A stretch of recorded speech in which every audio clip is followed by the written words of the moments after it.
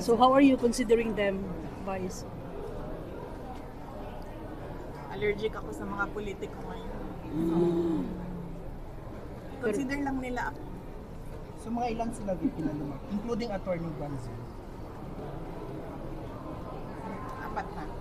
VP, sabi ni saya pa ba? Manimaan ka sa tong mga ni Tridor sa inyo. Adili. Hindi ka mo daw. Dili.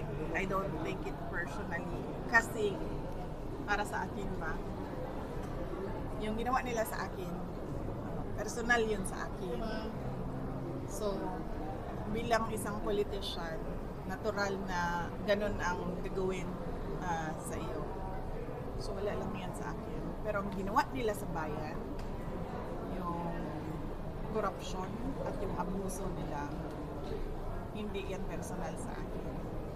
So, hindi natin yan palalampasin. Okay.